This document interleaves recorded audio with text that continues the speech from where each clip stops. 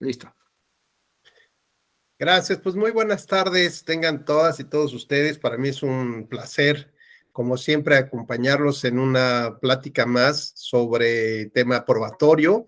Y ahora vamos a analizar un tema que es un tema de gran actualidad, de novedad, porque nos vamos a referir a las redes sociales y la materia probatoria, principalmente en materia electoral. Y bueno, pues vamos a tratar de comentar algunos criterios que en tribunales en distintas materias han establecido sobre el valor probatorio, sobre la legalidad o no de la exhibición de material que se sube en redes sociales. Para mí, insisto, es un gran honor. Agradezco profundamente a la Escuela Judicial Electoral, a su directora, la doctora Gabriela Rubalcaba. Igualmente, agradezco profundamente al magistrado Felipe de la Mata Pizaña, que siempre genera un impulso muy importante en estos temas de actualidad. Y desde aquí también un saludo al magistrado presidente, el magistrado Reyes Rodríguez Mondragón, y así como el conjunto de magistradas y magistrados que integran las distintas salas del Tribunal Electoral. Me da mucho gusto saludar a Bulmaro, muy buenas tardes, Memo Durán, Luis Antonio Pacheco, Raúl, ¿cómo estás? Gusto en saludarnos y en vernos de nueva cuenta. Muy bien, bueno, y poco a poco iremos saludando a todos aquellos que se van incorporando y van encendiendo también sus cámaras. Pues insisto que hoy vamos a platicar. Hola Juliana, qué gusto. Juliana, muy buenas tardes. Insisto que hoy vamos a platicar sobre este tema que es muy novedoso y bueno, pues vamos a tratar de referirnos un poco en el marco del desarrollo histórico de los medios de comunicación tradicionales en materia electoral y sobre todo cómo hemos ido avanzando en su regulación para llegar a este punto de las redes sociales. Y así trataremos de llevar a cabo un primer ejercicio para ver si los criterios que se asumen o fueron asumidos en materia de radio y televisión, por ejemplo, hoy nos sirven justamente para poder resolver algunos temas controversiales que tienen que ver con las redes sociales.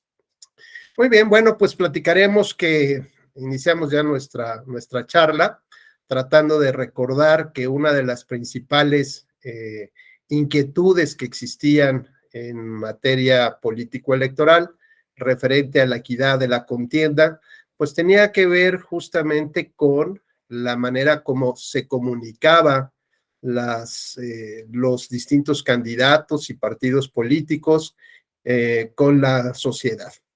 A partir de ahí, bueno, pues nuestra historia nos enseña, nos recuerda que los medios tradicionales pues, eran la radio y televisión, ¿no? Como los medios masivos, mediante los cuales pues todos nos enterábamos de las noticias, finalmente a partir de esta comunicación que existía, pues nos vamos enterando de información que va sucediendo en el mundo, incluso pues podemos recordar seguramente en la época de sus papás que se esperaban a ver el noticiero de las 10 de la noche, ¿no? O escuchar la radio, sintonizar la radio en el noticiero de las 2 de la tarde, o alguno de su preferencia para estar enterados de las noticias.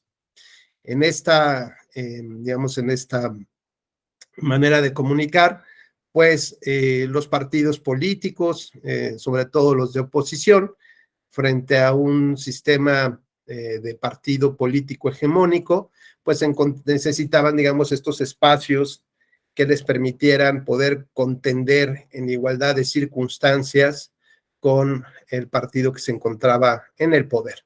Y así como fue en una época reclamar el tema del financiamiento público para las actividades ordinarias de los partidos y luego para sostener las distintas actividades de campaña, la radio y la televisión como estos sistemas de expresión política, pues fueron también algo muy importante en el cual se fue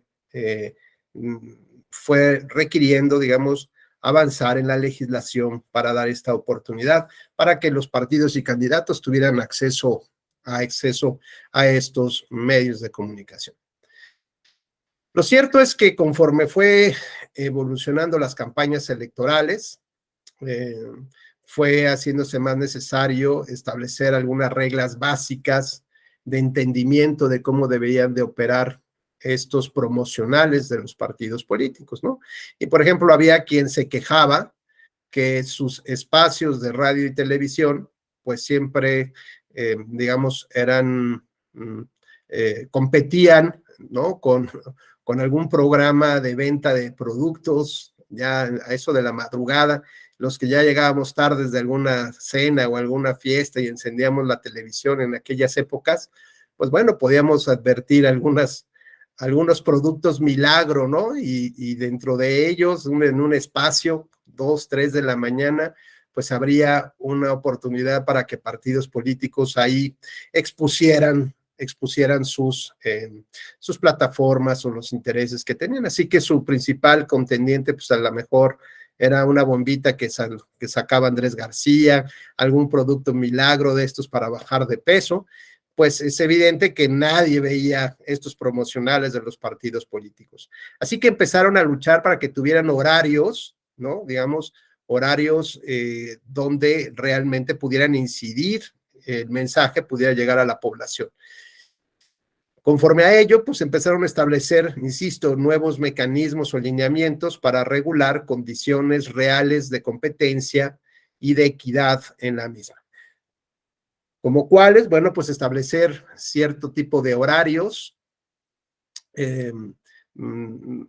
cierta cantidad de minutos que las concesionarias de radio y televisión tenían que proporcionarle a los partidos políticos y empezar a mostrar cierta equidad, es decir, que ellos coadyuvaban justamente con la equidad de la contienda.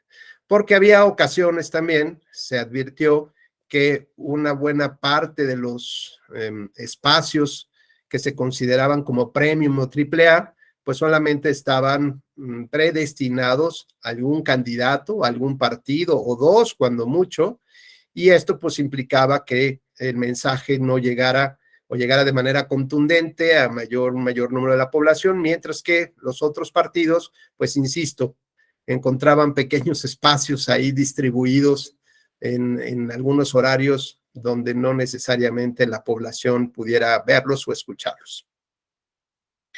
En cuanto a la determinación de, digamos, esta obligación por parte de radiodifusoras y de concesionarias de la televisión, de señal de la televisión, pues se empezó a ver que existía una obligación por parte de ellos, es decir, que también podían ser sujetos de ciertas responsabilidades y no solamente se les veía como un instrumento mediante el cual se llevaba a cabo este sistema de comunicación política, ¿no? Entonces, veamos cómo poco a poco particulares fueron introduciéndose en el entramado legal de las reglas que establecían o que trataban de cuidar la equidad en la contienda electoral. Más allá entonces de establecerles cierto tipo de espacios premium o no tan importantes, vieron la necesidad de llevar a cabo un conteo de los minutos o de los segundos que cada una de estas empresas dedicaba a la promoción de los partidos políticos y de sus propios candidatos. Sin embargo, digamos, ya pasaron 1 o 2 procesos electorales en los que la oposición advertía que había una diferenciación ya no solamente en el tipo de espacio, ya no en el tiempo que se les asignaba a cada partido político y candidato, sino también en cuanto a la calidad de la transmisión o de lo que el mensaje pretendía establecer.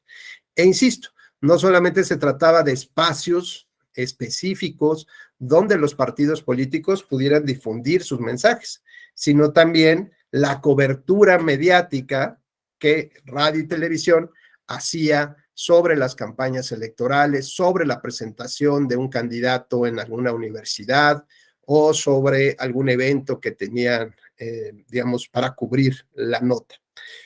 Y comentaba yo en otra ocasión, no recuerdo si fue con ustedes, por ejemplo, en un caso que se analizó en alguna sentencia del Tribunal Electoral, en donde el mismo noticiero, o sea, la misma cadena de noticias, en el mismo segmento que se le otorga a los, digamos, que destinaban para presentar notas relacionadas con los candidatos a la elección, a una elección presidencial, se veía de manera muy nítida, muy clara, cómo pues había cierto favoritismo en la manera como se expresaba el mensaje, el contenido del mensaje, la cobertura del mismo, porque mientras a un candidato de oposición, que pues de estos que llaman mucho la atención, sobre todo en una universidad pública, estos más bien de corte de izquierda, pues tuvo un evento muy, muy importante en la UNAM. Y el espacio que le otorgaron, pues fue una, digamos, acorde con estos tiempos y en el horario premium de ese noticiero de las 10 de la noche, donde prácticamente era visto por todos los abuelitos y el resto de los mexicanos, ¿no? Pero se veía un candidato presidencial con desde un enfoque, digamos, en una toma de abajo hacia arriba, ¿no? Donde se le notaba pues algunas malformaciones de la nariz, algunos vellos también de la propia nariz, donde se demostraba pues había un descuido, la papada también se le notaba, es decir, la imagen que estaba proyectando ese medio de comunicación a nivel nacional, pues era de un candidato cansado, de un candidato poco preocupado por detalles de su imagen personal, ¿no? Y entonces hacían un paneo del público al que se estaba dirigiendo el mensaje y se veía incluso cómo le temblaba un poco la mano cuando estaba tomando el micrófono y pues más o menos sí se veía un grupo ahí, no tan importante, pero sí se veía un grupillo ahí de estudiantes que estaban apoyando al candidato. Inmediatamente viene el segmento de cobertura a otro candidato, digamos un candidato de la derecha, y entonces se veía como en una mini notita, ¿no? Cómo fue rechazado de la UNAM, ¿no? Cómo los alumnos le decían fuera, fuera o alguna cosa así, pero fue cuestión de 2 segundos si acaso, ¿no? Entonces se veía como él ya prácticamente no lo habían dejado entrar a los auditorios o al auditorio donde fue invitado a dar una conferencia, y entonces se veía, insisto, una mini fracción de segundos, salud, eh, sobre esta imagen. Pero inmediatamente la mayor parte de la cobertura fue en otro mensaje que da en una universidad privada, y entonces se ve digamos, pues es un auditorio mucho más modesto en el cual se había presentado el primer candidato, y entonces se veía, digamos, un candidato igual de barba, fuerte, ¿no? Haciendo la arenga ahí al pueblo, que se unieran los jóvenes, ¿no? Bien, la verdad es que se antojaba haber estado en esa reunión, ¿no? Y el tercero, digamos, el candidato oficial, ¿no? Que le dan en el mismo espacio de cobertura, el mismo tiempo que a los otros dos, se veía un candidato que de entrada se dirigía, ¿no? Que la toma era, digamos, un poco de atrás hacia adelante, donde se veía el auditorio repleto, ¿no? Algunas mantas, algunos vítores, ¿no? Y un candidato con la mano empuñada hacia arriba, con la fuerza que tenía, la fuerza del Estado, la fuerza del partido hegemónico. Y entonces, frente a estas tres, digamos, percepciones de cómo se transmite el mensaje, pues había una clara distinción de cómo se estaba violentando el principio de equidad en la contienda, ¿no? Es decir, cómo el mensaje no solamente se trataba de un espacio determinado durante lo largo del día, no solamente se trataba de los tiempos de cobertura, sino también ahora se trataba de la calidad de la imagen, ¿no? Lo que intentaba proyectar. Así que bueno, pues estos particulares, pues veamos cómo realmente tenían un impacto, ¿no? Cómo sus mensajes, sus transmisiones realmente difundían mensajes completamente distintos y no podían o no querían digamos, entender cómo debería de funcionar el principio de equidad en la contienda. Y comento, este tema en concreto, pues fue sujeto de muchos análisis, no solamente judiciales, sino también académicos, ¿no? Para tratar de entender y relanzar un poco las ideas sobre la equidad de la contienda a partir de los medios de comunicación masiva. Al punto que, bueno, pues ya los espacios que se tenían, había un mayor equilibrio en ellos. Por ejemplo, pues ya se sorteaban en el Instituto Nacional Electoral, ya había como una especie de sorteo donde se les informaba a las estaciones de radio cuáles eran los tiempos y a qué horas tenían que pasar los mensajes. Y recuerdo muy bien que tocó en una época también de mundial y de olimpiadas, y ya saben, de estos eventos premium que tienen las televisoras. Y pues decían, ¿no? Lamentablemente, público, tenemos que hacer un pequeño espacio porque pues ahora tenemos que ver la publicidad de partidos políticos, ¿no? Entonces nos interrumpían ahí el partido y bueno, pues la gente decía, ¿cómo es posible que estos hagan a estas alturas? Bueno, pues eran estas formas de tratar de cuidar el cumplimiento al principio de equidad en la contienda. De tal manera que, por ejemplo, televisoras como Televisa, por ejemplo, tenía en sus acciones en Wall Street, por ejemplo, cada vez que anunciaba que iba a haber procesos electorales, tenían ahí un concepto que se llama ventas de futuro, ¿no? Es decir, que cuál es la expectativa que tiene una empresa en un año, ¿no? ¿Qué tal? Y esto, pues, si van a tener inversiones, si va a haber alguna fusión importante con alguna otra empresa, si van a abrir más Oxxos, si van a hacer algún esquema ahí empresarial, pues esto para los inversionistas podía representarles algún interés particular para invertir en las acciones de esa empresa, ¿no? Es como si dijéramos, bueno, van a lanzar un nuevo celular que viene a revolucionar todos los celulares que conocemos en este momento, ¿no? Porque ahora vamos a tener imágenes 3D que salen de la propia pantalla y que vamos a verlos como aquella película ya muy viejita donde sale una senadora pidiendo apoyo a los Jedi, ¿no? Pues algo así más o menos así. Bueno, pues seguramente los inversionistas señalarán que ese celular tiene grandes expectativas de venta, que va a arrasar en el mundo y por lo tanto le invierten más dinero a las acciones, tomando en consideración la especulación de lo que vendría a vender en un futuro, ¿no? En un año o en 2 años. Pues Televisa justamente lo que hacía era, cuando presentaba sus informes de ventas de futuro, pues anunciaba una super mega inversión que provenía por parte del Estado, ¿no? Que es a partir del financiamiento público, donde los partidos iban a destinar cientos de millones o miles de millones de pesos para la publicidad y difusión de sus campañas electorales, ¿no? Bueno, pues esto era pues algo muy apetitivo para estas empresas, ¿no?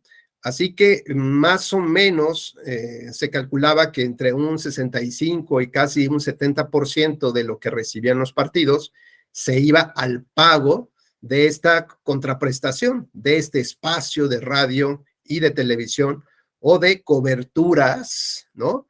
Medianamente periodísticas y que finalmente lo que buscaban era como burlar todavía un poco la ley, ¿no? En el sentido de generarles espacios noticiosos, como los infomerciales, por ejemplo, donde aparentemente era la cobertura de una noticia, pero que en realidad pues se trataba de publicidad única y exclusivamente para ese candidato, para posicionarlo entre la población. Ese 70% de financiamiento que se destinaba a este rubro en particular de las campañas electorales, nos llevó a tener como pues un exceso en la transmisión de estos espacios de publicidad.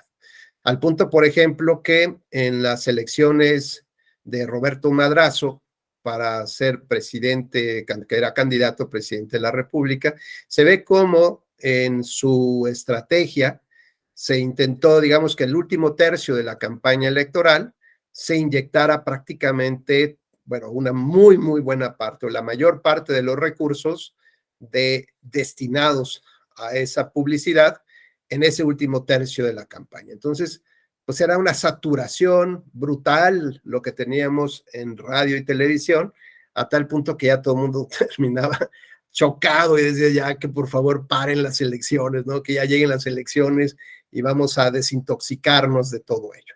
Y se ve como en ese, digamos, se mantenía en un nivel, digamos, las encuestas o la estadística que traían, pues más o menos se veía que tenía un avance leve, pero pues se iba subiendo en las preferencias electorales. Pero justo en esa última parte de la campaña, parecería coincidente, ¿no?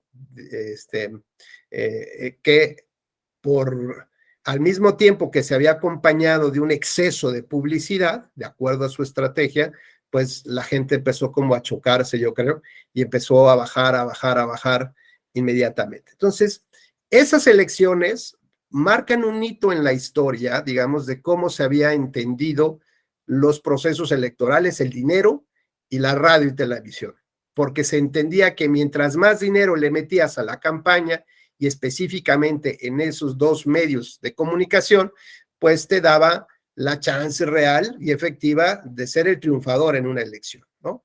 Y justamente lo que vimos en esa elección, que el modelo ya no empezaba a funcionar así. La sociedad ya no operaba de esa misma manera como lo hacía en otras épocas. Por lo tanto, se empezaron a cuestionar si realmente el exceso del dinero en radio y televisión era o no era un factor determinante para ganar una elección, ¿no? A partir de ahí empieza a reestructurarse el modelo de comunicación política, principalmente porque el financiamiento público tanto para sostener a los partidos políticos como principalmente para las actividades de campañas, llegó un momento, de acuerdo a la estructura de la fórmula del financiamiento público, donde el exceso, digamos, el dinero que se les otorgaba, particularmente en las campañas, era tal y tan, digamos, ¿cómo podemos decir, cómo calificarlo? Tan, digamos,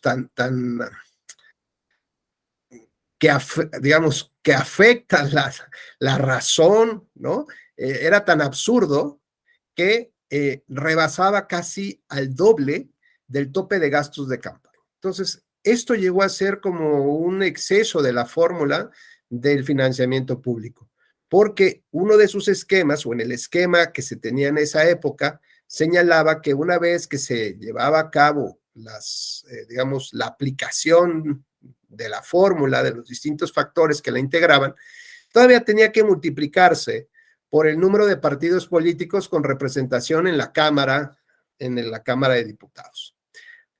En consecuencia, digamos, en el modelo de participación política, pues existían, como ahora, los convenios de coalición.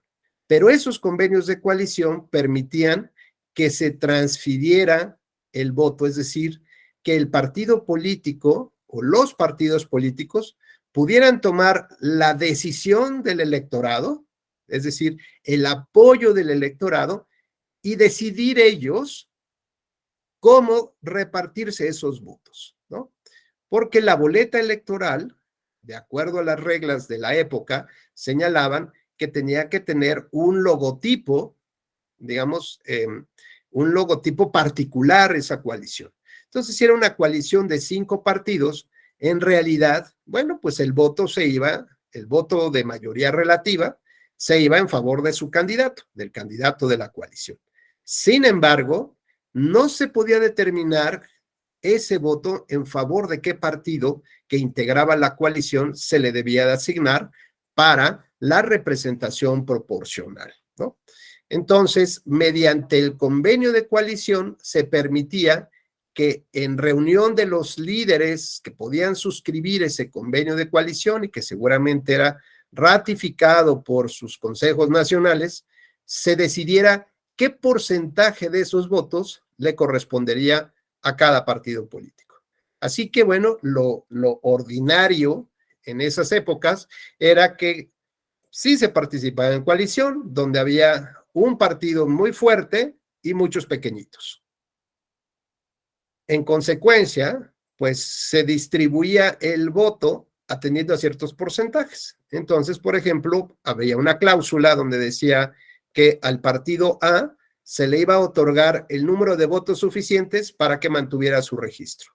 A lo mejor al partido B, pues que ya de por sí tenía la fuerza electoral necesaria para mantener su partido, pues se le daban 3 puntos porcentuales, 3% más, lo que eso representara, ¿no? Para tener a la mejor posibilidad de integrar comisiones en el Congreso de la Unión, en la Cámara de Diputados.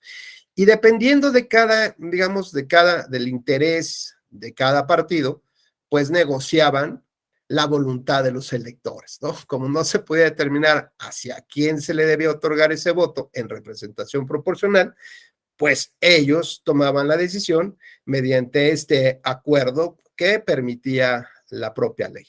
Así que, bueno, pues era muy frecuente ver que los partidos mayoritarios se reunieran o se unieran con partidos pequeños con este propósito, con lograr que mantuvieran el registro y que además participaran de la asignación de representación proporcional.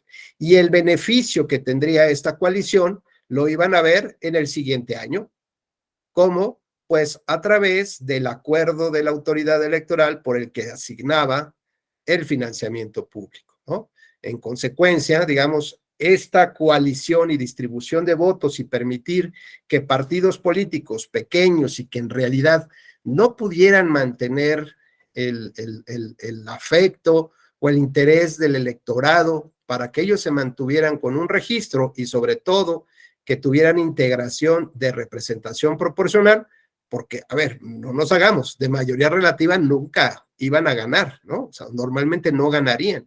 Entonces, se les asignaba, se les encontraba un espacio seguro mediante la asignación de representación proporcional.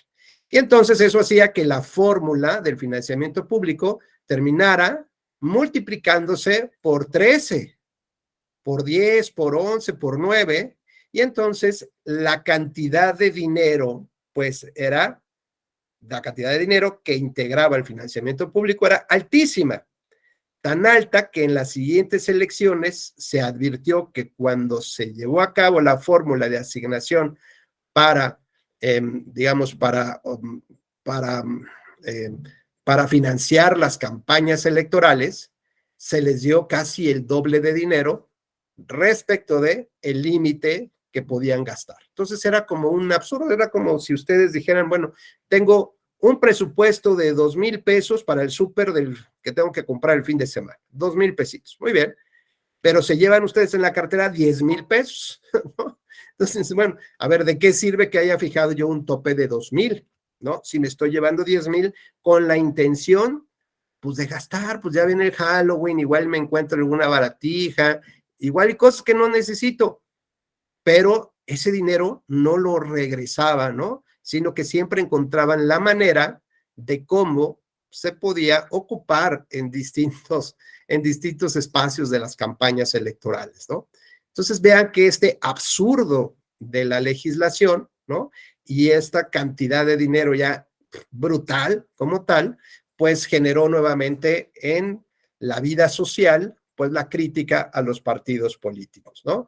Mientras no había dinero para construcción de carreteras o para el tema de la salud o la educación, los montos asignados a los partidos políticos, pues eran altísimos, ¿no? La crítica no se dejó esperar, se dejó venir con todo y entonces los partidos tuvieron que reflexionar un poco, al punto que, pues en una especie de mea culpa, empezaron a reconocer que sí, que era una cantidad de dinero excesiva y que tenían que encontrar una fórmula que fuera más equitativa y que respondiera también a las exigencias sociales, ¿no? Como tal. Así que determinaron rebajarse el 60% del financiamiento público, ¿no? Entonces, en un gran acuerdo entre todas las dirigencias de partidos políticos, salieron a prensa ¿no? Y le dijeron, escuchamos a la ciudadanía, ¿no? Somos conscientes, somos sensibles de la situación y creemos que para estar a la par con ellos, ¿no? Porque pues estamos viendo que tampoco les alcanza ya para el súper, pues también nos vamos nosotros a rebajar las finanzas, ¿no? El dinero que recibimos, particularmente en un 60%, algo así. Bueno, entonces la sociedad dijo, va, por fin, hasta que nos escucharon, pues era excesivo, ¿no? Y entonces, digamos, subieron un par de puntitos los partidos políticos. Pero por aquí subieron unos puntos e inmediatamente cuando se aprueba la nueva legislación, vuelven a bajar, ¿no? Como en las escaleras y serpientes, subes 2 y ahora bajas 8. ¿Y por qué? Porque se reestructuró el modelo de comunicación política. ¿En qué sentido? Pues que garantizaron que ya no tenían que pagar ese 60% para radio y televisión como lo venían haciendo de manera ordinaria, ¿no? Sino que ahora el nuevo modelo de comunicación política les iba a dar gratis los espacios en radio y televisión. Así que era ya innecesario que ellos gastaran. De esta manera, pues los principales perdedores se imaginan quiénes fueron.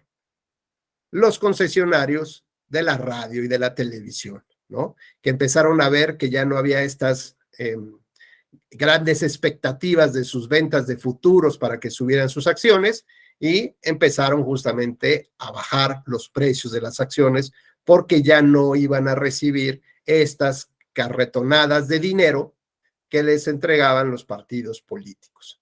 Entonces, por un lado, se rebajaron el 60%, pero por otro, pues ahora los espacios de radio y televisión iban a ser gratuitos. Así que, bueno, una cosa iba junto con otra. En realidad, no era, ya lo que se trataba ya no era de enriquecer más a las concesionarias de radio y televisión, ¿no?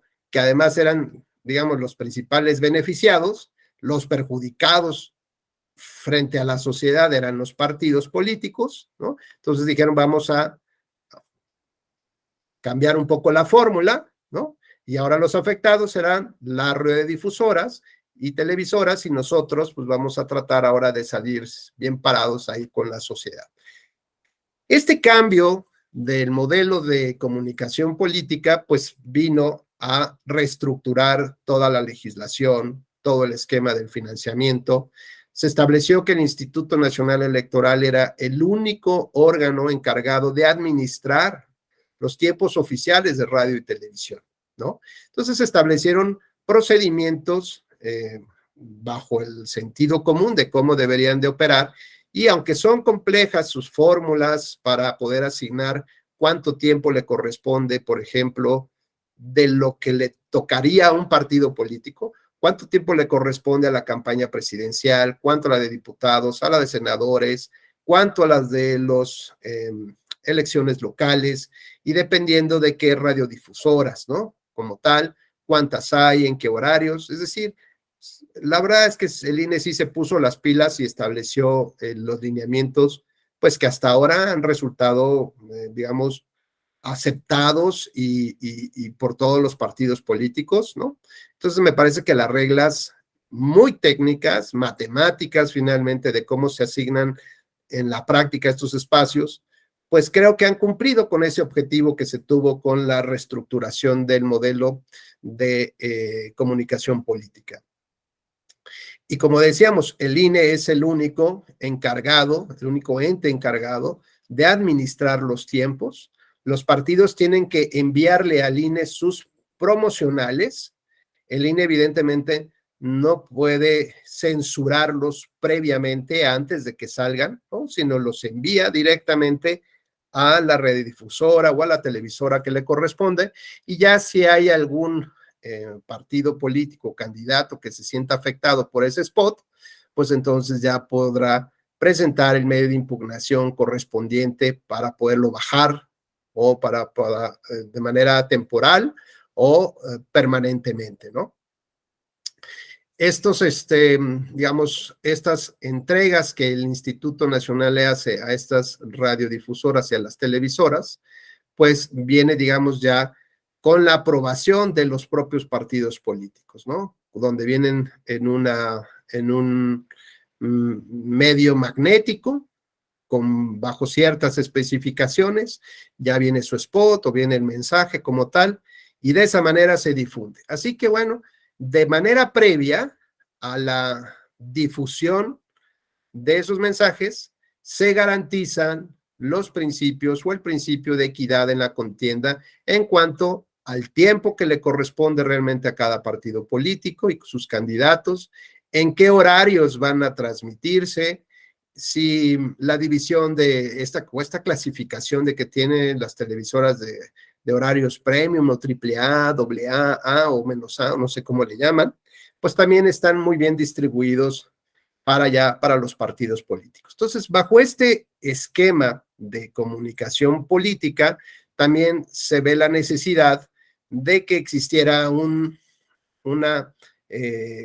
digamos, un organismo del Poder Judicial, que en este caso se constituyó la sala especializada de la sala regional especializada del Tribunal Electoral del Poder Judicial de la Federación, que es la que resuelve justamente en definitiva digamos, estos cuestionamientos o impugnaciones que se realizan dentro del modelo de comunicación política. Hasta ahí, digamos, la vida marchaba sobre ruedas, ¿no? Sin embargo, bueno, pues con las nuevas tecnologías de la información, pues esto empezó a revolucionarse, porque bueno, estamos hablando que en aquellas épocas a lo mejor, pues hablar de un teléfono celular así súper mega wow, pues era el que tenía algún vehículo, ¿no? Nosotros decíamos, ese carro era como de James Bond, del 007, tiene su teléfono en el coche. Bueno, esto era una maravilla, ¿no? Ya aquellos que después el teléfono normal en casa era inalámbrico, pues está padrísimo, ya no tenías que ir a la cocina a hablar por teléfono, ¿no? Ya todo el mundo podía hablar desde su cuarto, acostado en la cama o en el baño, por donde fuera, pues podían hablar. Bueno, pues todos estos cambios tecnológicos fueron haciendo también que hubiera otros mecanismos de comunicación, ¿no? Y entonces nos vamos insertando justamente ahora en el tema del Internet. Ustedes lo han vivido como principales protagonistas, ¿no? De esta revolución informática. Recuerden ustedes sus primeros accesos a Internet, cómo se fueron dando. A lo mejor ya digamos, los más jóvenes, pues ya prácticamente empezaron a ver los funerales del Facebook, por ejemplo, ¿no? Que era así como la red número uno en una época, y empezaron a surgir otras redes sociales, otros grupos de comunicación privada, tal vez, ¿no? Como por ejemplo el WhatsApp, y antes del WhatsApp seguramente hubo 2 o 3 anteriores que más o menos intentaron salir ahí. Salma, tú que vemos que eres muy joven, cuéntanos qué redes sociales o con cuáles redes sociales empezaste a utilizar. Bueno, pues el Facebook, bueno, antes tuve Hotmail, que ahí podía chatear con diversas personas de la escuela, y pues creo que después de ahí fue el Facebook y luego un tal WhatsApp Plus que era muy, muy común, y creo que luego el WhatsApp normal. No fue así que tuviera varias redes sociales. Ok, muy bien, Salma, gracias. Genis, mientras platicas, voy a conectar mi compu. ¿Cuáles son las redes sociales que tú empezaste a utilizar? No me tardo, sí te estoy escuchando.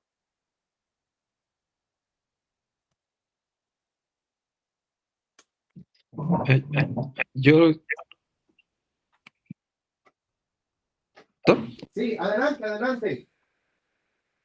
Sí, es la misma pregunta, ¿no? Sí, ¿Cuál fue la red correcto. social?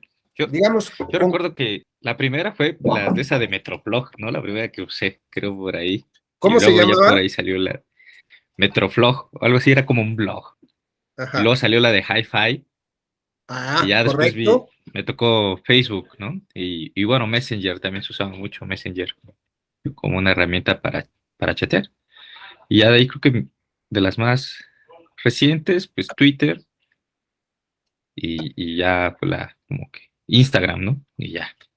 Por ahí hubo Correcto. unas más cortitas como Vines o cosas así, pero como que no las usé mucho. Muy bien. ¿Alguien más que recuerde alguna red social o alguna red privada? Adelante, José Carlos. Gracias, Genis.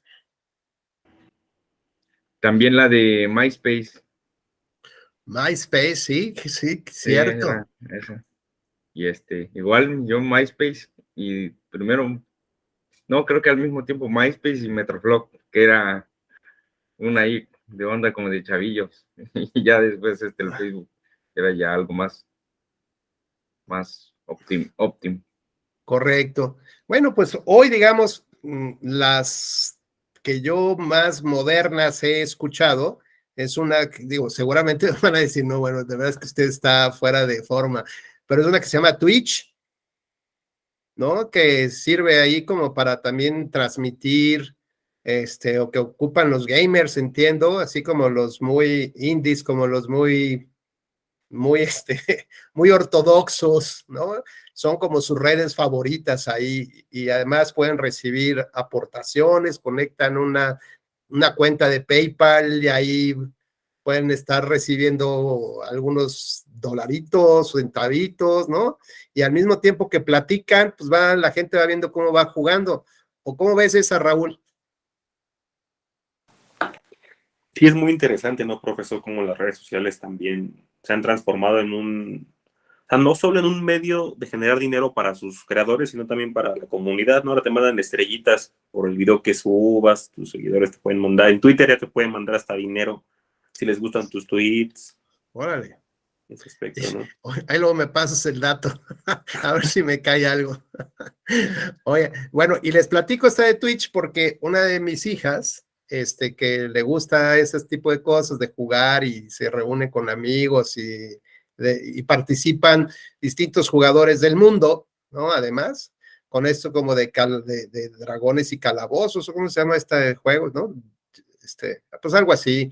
Y bueno, pues además ya creó un avatar, ¿no? Entonces, ella transmite mediante un avatar y ella diseñó su como caricatura, bueno, no puedo decir caricatura porque si no luego me regaña, y entonces luego la mandó con una empresa que articula pues todos los movimientos de ella con su avatar, ¿no? Entonces, bueno, pues yo ahí me voy enterando, por ejemplo, de este tipo de cosas. Y el punto al que voy es, pues, justamente tratar de recordar cómo fuimos incursionando en el tema del Internet y de las redes sociales, ¿no? Cómo fueron avanzando también nuestros dispositivos, como nuestras computadoras, ¿no? Pues yo desde que empecé a trabajar, tenía una impresora de estas que iban como si fueran máquinas de escribir, ¿no? Iban tac, tac, tac, tac, ¿no? Y caminaba el rodillo y otra vez. Y bueno, pues un acta de 40 hojas, pues tardábamos, no sé, 8 o 10 horas en poderla imprimir, ¿no? O los dictáfonos para levantar un acta de una sesión, de un consejo, de un OPLE, pues bueno, pues eran unas cosas espantosas porque había que escuchar y le frenabas y ponías el cassette y una serie de cajas de cassettes donde guardabas la información. La verdad es que ha sido muy divertido cómo hemos ido evolucionando y esas cosas, bueno, terminaron ya ahora en el museo, ¿no? Y cada vez nos vamos enfrentando a nuevas tecnologías de la información. Por lo pronto, pareciera ser que pues, poca gente hoy en día ve la televisión abierta, ¿no? Los canales abiertos de televisión, cada vez hay hay menos personas, tal vez se podrían identificar ya por segmentos muy claros de quiénes son los que todavía siguen viendo las telenovelas, el noticiero de las 10 de la noche, que seguramente son los abuelitos todavía, que pues esa es su costumbre, su forma de ser y eso es lo que ven, ¿no? Y que nadie les mueva nada, que además ni le cambien el canal ni nada, porque todavía siguen atienden mucho a esa forma de comunicarse. Pero, por otra parte, quienes vamos interviniendo en las redes sociales, pues también vamos entendiendo que digamos, este proceso de quién es el que informa, ¿no?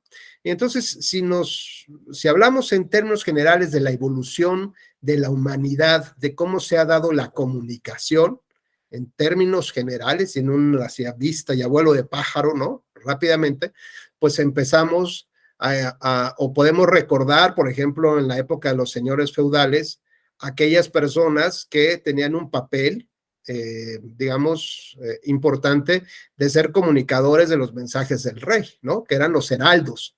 Y entonces el heraldo no sé, pues hablaba en público, informaba desde quienes iban llegando a tal evento, o en su caso, pues el nuevo cobro de impuestos, ¿no? Cuántas gallinas y lo que había que entregar pues prácticamente para el mantenimiento de la comuna, ¿no?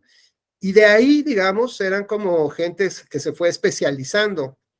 Por ejemplo, la palabra persona deriva de dos, el per y el sonare, ¿no? Que era una máscara que se utilizaba en los teatros griegos para que la representación teatral se escuchara con más fuerza, ¿no? Pues evidentemente no había micrófonos, se construían estos espacios de una manera arquitectónica muy interesante, donde la voz rebotaba en las distintas paredes, y esto lograba que pues la mayor parte de los asistentes pudiera escuchar lo que se estaba diciendo. Entonces esta máscara era para que sonara más fuerte la voz, ¿no? Y de ahí surgió la palabra persona, de personare, para sonar más. Y después fuimos avanzando un poco en esta, digamos, a pasos de gigante, fuimos encontrando justamente a los especialistas de la información, ¿no? Aquellos sujetos que la sociedad les legitimaba como el portador de la verdad y de la información, y pues era el noticiario de las 10, ¿no? Es decir, teníamos nuestros propios comentaristas, que eran a los cuales sí podíamos confiarles, pues justamente lo que estaba sucediendo. De esta manera, bueno, pues las principales noticias que se enviaron al mundo, pues se dieron a partir de la radio, ¿no? Todavía no había televisión. Y entonces, bueno, las familias se reunían alrededor de la radio para escuchar las noticias. Y si era una radio de onda corta, como todavía yo recuerdo que tenían en mi casa, en la casa de mis papás, pues escuchábamos noticias de Cuba, de Nicaragua, ¿no? Entonces era fantástico tratar de sintonizar a cierta hora ahí de la noche alguna estación de radio, pues que pues de manera natural no podíamos tener estos accesos. Y después fuimos viendo que estos comunicadores, ¿no? Que tuvieron un papel protagónico en el desarrollo de la historia, digamos, o en la evolución de la comunicación, pues fueron cambiando un poco a esta idea de tener a los especialistas, a los sabios, a aquellos que tenían esta visión, ¿no? De cómo deberían de ser las cosas. Y entonces empezamos a cambiar de estos informadores para justamente tener, digamos, expertos en los distintos temas, ¿no? Entonces, conforme se fue ampliando el tipo de información que la sociedad requería, por ser una sociedad cada vez más compleja, pues necesitábamos de la presencia de los expertos, ¿no? Que nos informaban pues cuáles eran las consecuencias del Tratado de Libre Comercio, que si ya terminó la guerra, qué consecuencias tenía que un misil de Corea del Norte pasara por encima del territorio japonés. Imaginemos cosas de ese estilo, pues prácticamente como hoy, ¿no? Bueno, pues necesitábamos justamente a los expertos. Y después de los expertos, avanzamos a los tecnócratas o a los verdaderamente técnicos, es decir, donde ya tenían un conocimiento todavía muchísimo más especializado, ya no un conocimiento de muchas materias, sino ya particularidades muy específicas del conocimiento que pues nos iban informando sobre las actividades que llevaba la seguridad pública, o por ejemplo una sentencia que tenía que ver con los intereses pues prácticamente de usura que cobraban los bancos en los créditos hipotecarios, y después cómo los bancos quebraron prácticamente y que había que la sociedad mexicana o la argentina o la colombiana, en su caso, tenía que salvar a las instituciones bancarias, ¿no? Entonces nos explicaban, digamos, con temas muy, muy técnicos, cómo se iban presentando, digamos, los distintos hechos que importaban a la comunidad, a la sociedad. Entonces, pasamos ahora de los expertos, pasamos a los especialistas o a los técnicos, y de ahí de pronto dimos otro salto, ¿no? Evolutivo. De ahí pasamos a los opinólogos, ¿no? Entonces regresamos a aquel donde tiene la oportunidad de opinar de todo, ¿no? Conoce de todo, le preguntan de todo, opina de todo, puede opinar desde el fútbol, puede opinar, ¿no? Del tema bancario, puede opinar de la guerra, opina absolutamente de todo, ¿no? Y bueno, pues es importante también ver qué credibilidad le fuimos dando, pues justo a estos opinólogos. Y de los opinólogos pasamos a esta, digamos, a esta ágora, ¿no? A esta plaza pública donde todos accedemos a la información y que ya no solamente tenemos que esperar, por ejemplo, que llegara un documental o una película, pues llegaban a México después de que se presentaban en Estados Unidos, llegaban al año, ¿no? Había que esperar, si ya se había presentado la quinta parte de Star Wars, pues había que esperar todo un año, justamente por ahí del Día del Niño, para ver si ya llegaba a México, ¿no? ¿Qué decir de la música, ¿no? Toda esta información nos llegaba. Yo recuerdo que un amigo su papá tenía una empresa de pastas o de harinas, no me acuerdo, y recibía muchas maquinarias que venían de Italia. Y en las maquinarias ahí escondidos venían algunos cassettes o algunos discos de la música rock, pop que estaba tocando en esa época en Italia, ¿no? Pues eso era para nosotros maravilloso. La WFM tenía un programa, no sé si ustedes recordarán, también fantástico, de rock pop español, ¿no? No me acuerdo cómo se llamaba, pero pues ahí todos los chavos de la época grabábamos cuando veníamos, que éramos de provincia, veníamos por alguna razón a la Ciudad de México, porque solamente pasaba esa estación en la Ciudad de México, y grabábamos todo un segmento, y eso nos andábamos rodando en los carros de todos, ¿no? Porque era la nueva música que nadie tenía. Pues vean cómo fuimos evolucionando, ¿no? Y cómo nos fuimos interesando por tener más información, insisto, hasta llegar a esta ágora, ¿no? A este espacio, pues, intangible, ¿no? Que es la Internet o el Internet, donde todos queremos participar, donde todos opinamos de todo, y es como si fuera una gran verbena popular, ¿no? Entonces, imagínense ustedes una fiesta de estas religiosas donde hay, ya saben, o el grito, ¿no? En el Zócalo, y entonces imaginen ustedes que están en medio del Zócalo y se voltean con el de junto para hablar de la economía, con el otro hablan del tema de seguridad pública, ¿no? Pues finalmente lo que estamos viendo es cómo la información rompió, digamos, estos paradigmas que tenía, ¿no? Del tiempo y el espacio. La información hoy en día se da en cuestión de segundos, ¿no?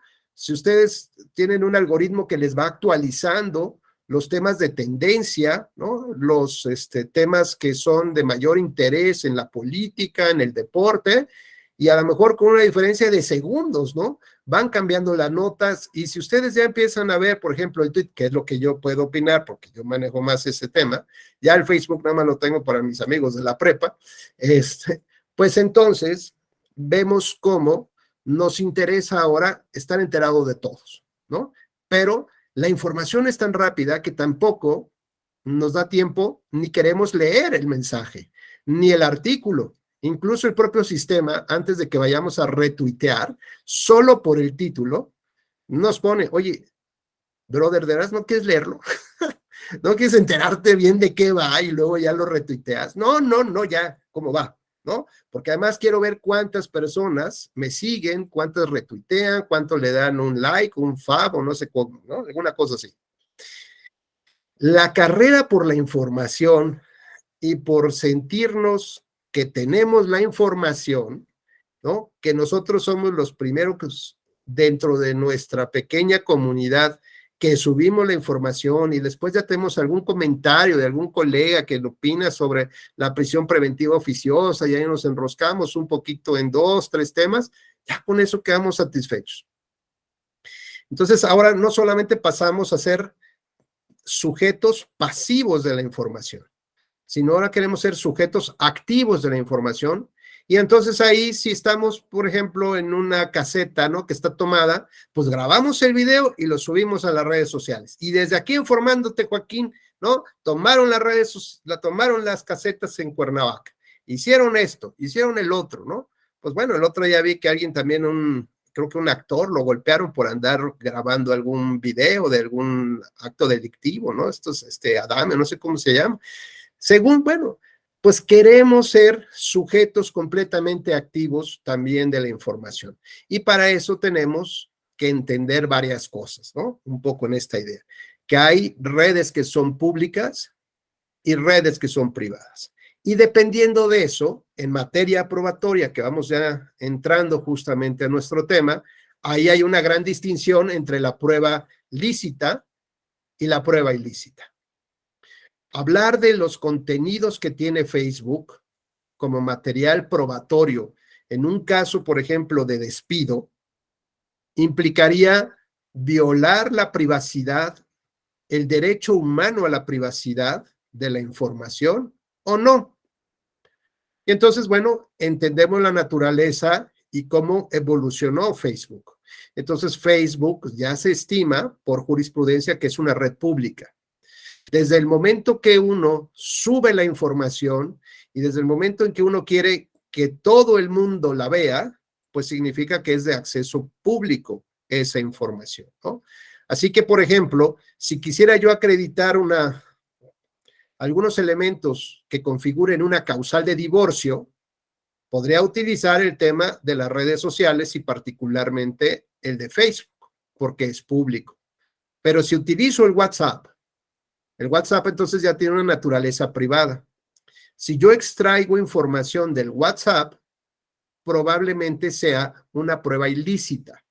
Y esa prueba ilícita no podría ser tomada en cuenta por los jueces para resolver el caso, ¿no? Entonces hay que también distinguir entre la red social, ¿no?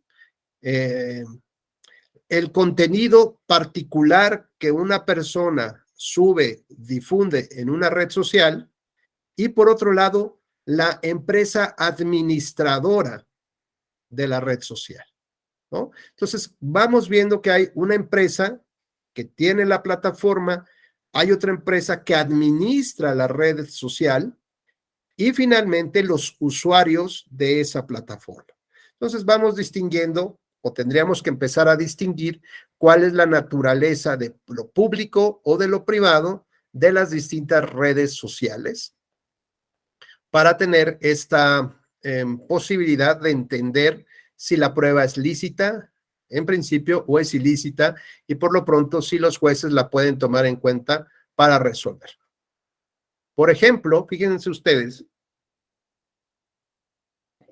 que antes de que estuvieran tan de moda tantas redes sociales, lo que se utilizaba más era el correo electrónico, ¿no? Luego les da mucha risa cuando me preguntan en el banco, ¿no? Me preguntan mi correo electrónico, el que normalmente ocupo de manera personal, que es un Yahoo, ¿no? Bueno, pues imagínense. O sea, creo que ya nadie usa correo electrónico Yahoo, bueno, pues yo todavía sigo porque ahí tengo todas mis cosas. Pero además, después de yahoo.com, tiene un .mx, ¿no? Entonces se ríen porque creo que ya el Yahoo ya no utiliza esa terminación MX, con lo cual significa que mi correo electrónico data, bueno, de la prehistoria de las redes sociales, ¿no? Como tal. La época que les comento fue en la que por primera vez participa, si mal no recuerdo, participa el actual presidente como candidato a unas elecciones presidenciales. Si mal no recuerdo, igual me estoy equivocando. Pues les platico que empezaron a pasarnos en los correos electrónicos, pues los que ahora se llaman memes, ¿no? La fotografía, el chiste, el comentario de estos. Y resulta que, pues, llegaba a tu correo oficial y, ¿no? Pues ahí lo veías y, pues, si era muy chistoso, pues lo circulabas, ¿no? Con alguno de tus colegas, ¿no? El asunto es que estos chistes o estas, pues, yo les quiero llamar chistes, porque no creo que tuvieran ninguna otra intención, llegaron a un correo electrónico de un trabajador de un servidor público, pues supongo que era del IFE de esa época, del IFE, ¿no? Y de ahí, pues empezaron a circular entre varios colaboradores, entre varios directivos del IFE, ¿no? Al punto que, bueno, pues alguien se enteró que había mofa de un candidato en particular ahí. Pues eso motivó justamente que corrieran a las personas, a los servidores públicos, que los corrieran por estar, digamos, siendo la autoridad que organiza las elecciones, la autoridad que genera condiciones de equidad, de igualdad, de neutralidad, ¿no? Que vigila todo eso, pues era como insostenible que sus propios trabajadores estuvieran utilizando, ojo, el correo oficial, que es propiedad de la institución, que eso también habría que ver, el tema de la privacidad, que el derecho humano a la privacidad cuando utilizas un celular de la institución o un correo electrónico de la institución, ¿no? Porque bien sabemos, o nos han comentado, dicen, no, bueno, esto, el dueño de esa información es tu institución, porque el correo es, pues sí, pero al mismo tiempo hoy en día nos hace replantearnos esas directrices y cuestionar si conforme a los derechos humanos, a pesar de utilizar un correo electrónico oficial, pues no se debe de garantizar la privacidad de los mensajes de las personas, ¿no? Bueno, pues esto motivó que corrieran a muchísimos funcionarios del Instituto Federal Electoral por estas razones. Desconozco si alguno de ellos planteó un asunto laboral, ¿no?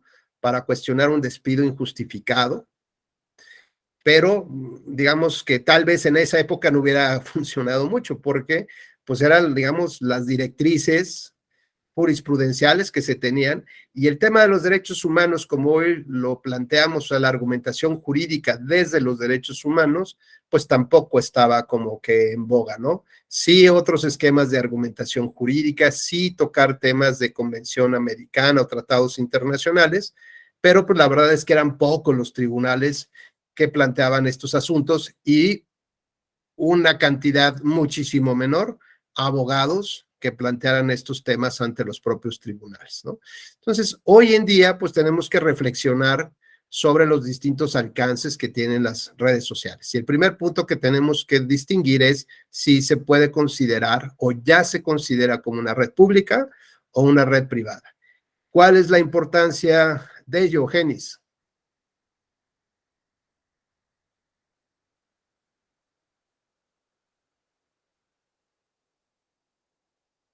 Sí, adelante, Genis, te escuchamos. Hola, ¿sí me escucha, doctor? Sí, sí. Es que tengo problemas de comunicación, ahora sí no es broma. Sí, seguro que sí. Ajá, pero ¿tienes problemas de comunicación o de audio? A lo mejor no sé. No, más bien es que como que la red no me permite escucharlo, lo escucho de repente bien y de repente cortado. Y la pregunta no la escuché. Yo la escuché, adelante, Genis, y ya. Muy bien, bueno, Genis, para que estés más atento, porque si no, ya ves que luego se me ocurre ahí, a ver quién estaba cotorreando y ya sobre ese me voy, toda la clase.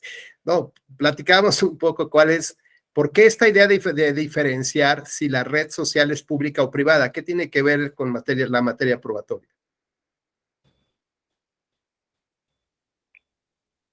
O sea, la red social como elemento privado, si es pues pública bueno, tiene que o ver es con privada. el alcance, ¿no? Sobre todo que pueda ser, bueno, el alcance que se le pueda dar a lo que puede probar, ¿no? O sea, se tiene que, por decirlo, los medios electrónicos pueden ser modificados de cierta forma, ¿no? No, a ver, no te pongas nervioso, escucha la pregunta.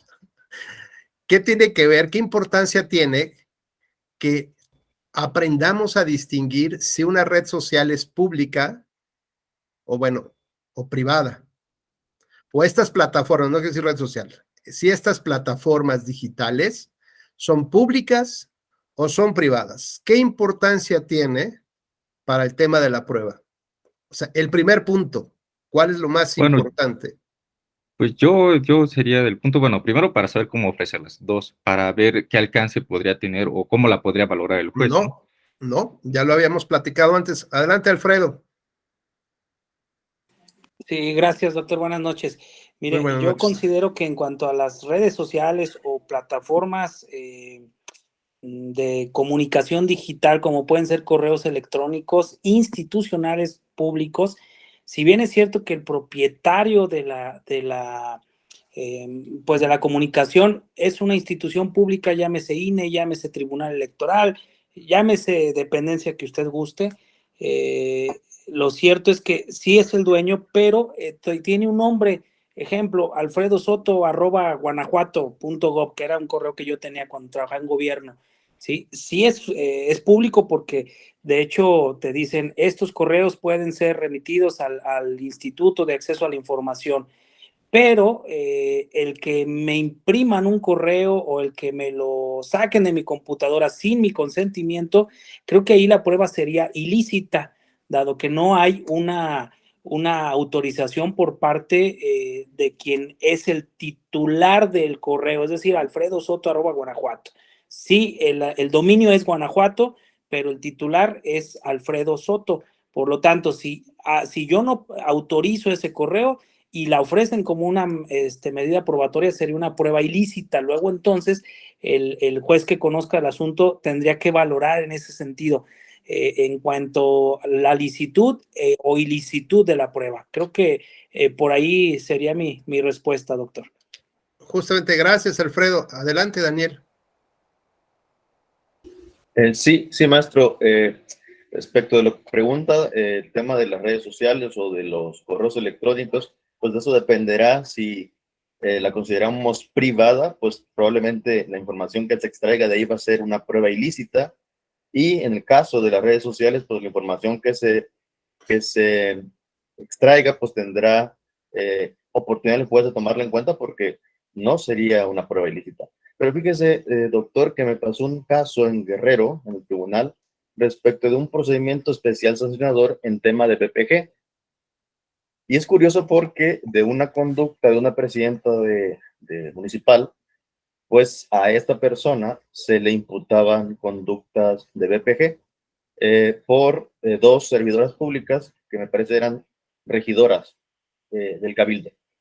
Entonces, curiosamente pasa todo en este tema de la pandemia y el método que utilizaron fue para las comunicaciones de las sesiones fue el WhatsApp. Entonces, en una primera intervención del tribunal se calificó uno de esos expedientes como el tema de la comunicación por WhatsApp para poder notificar en este caso, a las víctimas sobre las sesiones, se consideró una prueba ilícita. Después me tocó un asunto igual de esta persona respecto de otra víctima y yo me separé de este punto porque hice un análisis en torno al contexto especial del asunto. Es decir, que nos encontramos ante una dificultad de comunicación de manera personal y que la vía de utilización del WhatsApp, si bien es cierto, no estaba contemplada en la norma, tenía bajo esas consideraciones especiales o extraordinarias una posibilidad de utilización. Total que resolvimos así y la sala nos confirmó y la otra, en este caso el otro procedimiento que se resolvió donde no se tomó en cuenta, se revocó.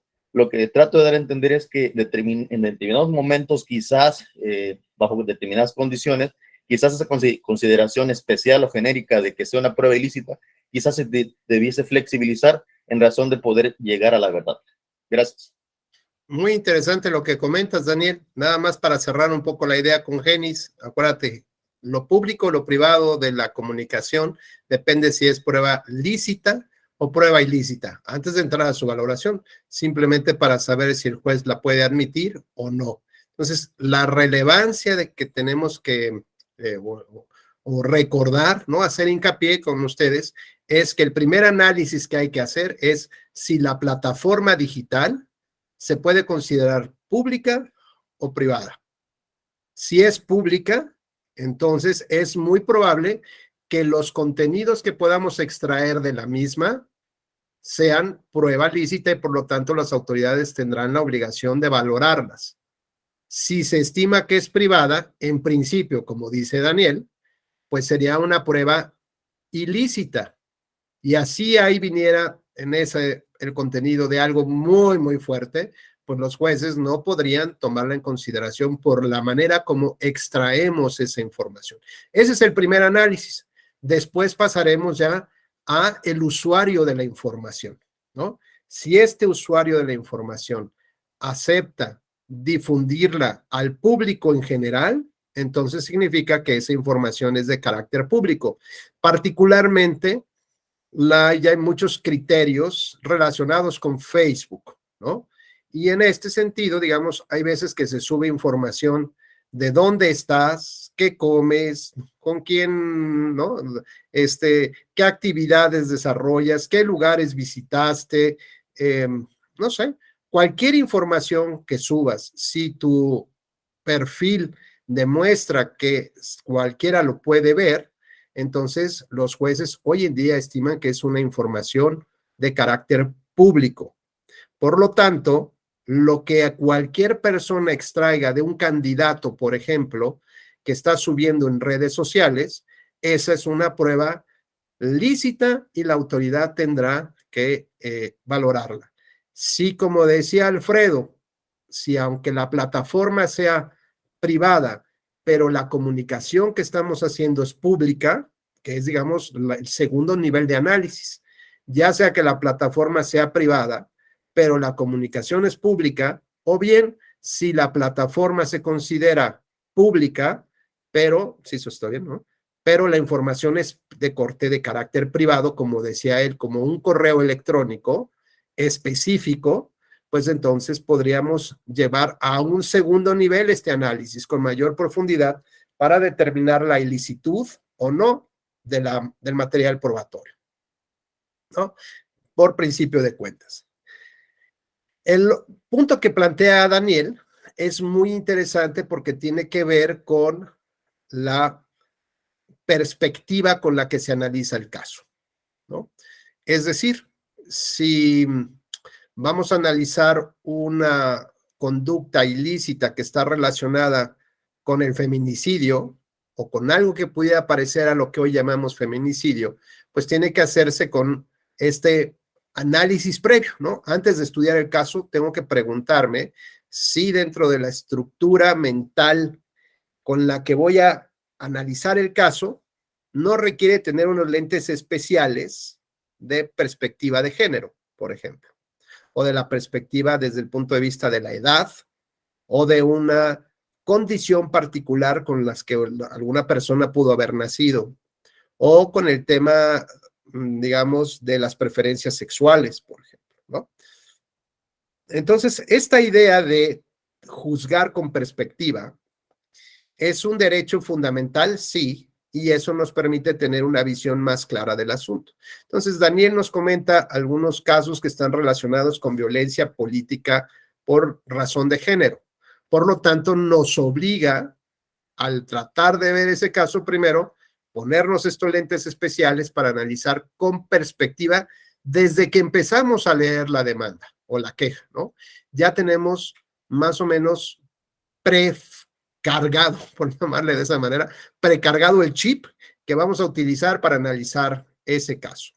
Y digamos que aquí lo relevante, Daniel, es que lo que se reconoce y que hemos platicado en otras ocasiones sobre el estándar probatorio de la prueba, si es un estándar alto o un estándar flexible.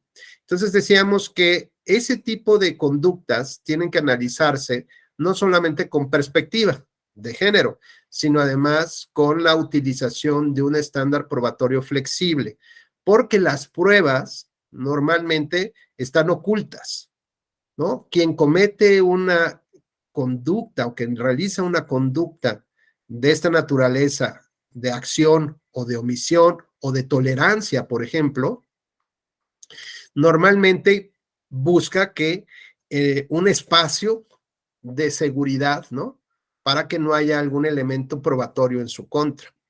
O busca justamente esconder las pruebas o matizar las pruebas. Y las víctimas difícilmente tienen acceso a este material, ¿no? Difícilmente tienen acceso a las evidencias o a la información, y eso desde la perspectiva de género se reconoce, ¿no? Se reconoce esa dificultad y lo que se ordena es que, digamos, a la declaración de la víctima se le da un valor probatorio muy alto, aunque solamente sea con su dicho. Luego, entonces, se estima que digamos, esta manera como vamos a juzgar el caso tiene sus propias reglas, ¿no? Tiene sus propios,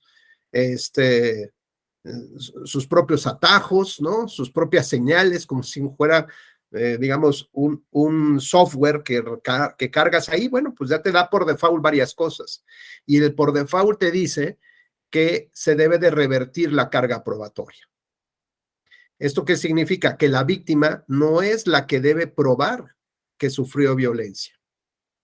Digamos que creemos que sufrió violencia solo por su declaración. Su declaración debería de tener, en términos de la prueba del sistema de prueba tasada, un valor probatorio bajo, si no viene acompañada de más elementos.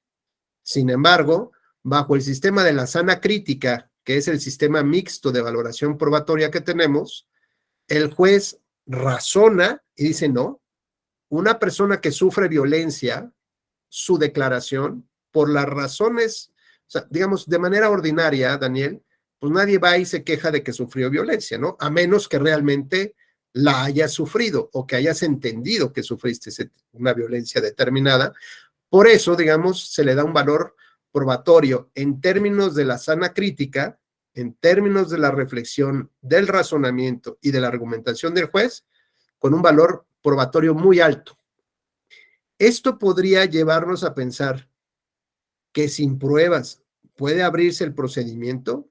Yo te digo sí, sin pruebas, sin elementos adicionales mínimos, indiciarios para que la autoridad dijera, ok, medio creo que sí, ¿no? Simplemente con tu declaración es suficiente para que yo le dé marcha a la maquinaria del Estado y pueda yo incluso hasta ocupar recursos públicos, dinero, ¿no? Para mandar a investigar a las personas, darles permiso para que falten al trabajo porque van de comisión oficial, hacer citatorios, ¿no? Ocupar papeles, en fin.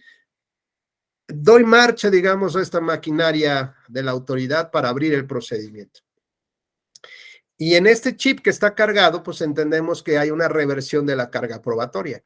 Así que el que tiene que demostrar que no hizo eso, pues justamente es al que se le señala que causó el daño. Luego entonces, pues ya las particularidades que tú señalas en este contexto, tal vez pudieran advertir como en algunos casos sí el WhatsApp, por ejemplo, sí se pudo haber utilizado y en otros no. Por ejemplo, yo tengo fresco también un caso donde digamos, un alto funcionario, bueno, el presidente de algún organismo ahí, le habla a una consejera o alguien, ¿no? Y entonces, pues la trata, aparentemente, la llamada telefónica y los mensajes de WhatsApp, aparentemente, pues como que la tratan de ajustar su conducta, ¿no? Es decir, a ver, aquí venimos a apoyar y a trabajar en favor de alguien, ¿no? Prácticamente. Pero resulta que en una de estas conversaciones, ella pone el speaker, ¿no? Y le dice, oye, ¿cómo estás? No, muy bien, ¿qué tal? Oye, estoy haciendo estas cosas. ¿Te molesta que ponga el speaker? No. Está bien. Y ahí se suelta este amigo, como dicen ahora, como gordito en tobogán, se suelta y le empieza a decir todo, ¿no? Pero resulta que había otra persona con esta consejera y está grabando la voz del speaker, ¿no? Entonces, la prueba que se presenta es esta grabación, no de ella, sino de otra persona que se encuentra ahí y que empezó a grabar a partir del speaker, la conversación. El tema fue muy interesante para definir si era una prueba ilícita o no, porque en términos de las reglas que hasta ese momento, digamos, había resuelto tanto la corte o algunos tribunales, implicaba que necesitabas el consentimiento de algunas de las partes para, digamos, para grabar o para reproducir esta información, ¿no? Como tal. Si no había ese consentimiento en una, digamos, en una plataforma privada, como dice, bien nos señaló Alfredo con el caso del correo electrónico, por mucho que sea, pues le tuvieron que haber pedido permiso. Si no está ese permiso, se debería considerar una prueba ilícita. Sin embargo, aquí la modalidad fue que otro, pues escuchó y grabó, ¿no? Ahí la autoridad consideró que sí era una prueba lícita, ¿no? Como tal, ¿por qué? Pues porque pudo haber grabado, pues, los gritos, ¿no? Que se oían desde una oficina, ¿no? Es decir, lo que sí había era un reconocimiento de ambas partes de que el sonido iba a ser un sonido ambiental, por llamarle de alguna manera, ¿no? Como tal. Y eso pudo haber sido que alguien que estaba ahí lo grabara, o a lo mejor alguien que estaba fuera de la oficina lo grabara, ¿no? Entonces, digamos, la grabación justo empieza, digamos que ahí es un poco pues ya se ve que estaba preparada, ¿no? Y les pusieron un 4, como dicen, porque la grabación empieza desde el momento que dice, oye, te voy a poner en speaker, ¿no te importa? No, no me importa. ¿No? Desde ese momento empieza la grabación. Por lo tanto, pues pareciera que en realidad tenía como propósito, ¿no? Tener estos datos de la información. Pues vean qué interesante, digamos, todavía no entramos al tema fundamental, ¿no? Qué bueno que tenemos 2 jornadas para platicar del valor probatorio ya que tienen las pruebas digitales, pero lo que vamos a seguir tratando es tratar de contextualizar cómo está transformándose ahora el modelo de comunicación política, ¿no? Y principalmente, como referían Daniel, derivado de la pandemia, donde se tuvieron que implementar medidas urgentes y extraordinarias por parte de las distintas autoridades para poder tener comunicación, generar acceso a la justicia, poder llevar a cabo las reuniones, las sesiones, pues porque los procesos electorales seguían en marcha, ¿no? Digamos, establecer los mecanismos necesarios para que la operatividad institucional continuara. Y me acuerdo muy bien este diputado Noroña, que integraba el Consejo General del INE, ¿no? Le reclamaban que se pusiera su cubrebocas, me acuerdo muy bien, porque si no, no iba a haber sesión, ¿no?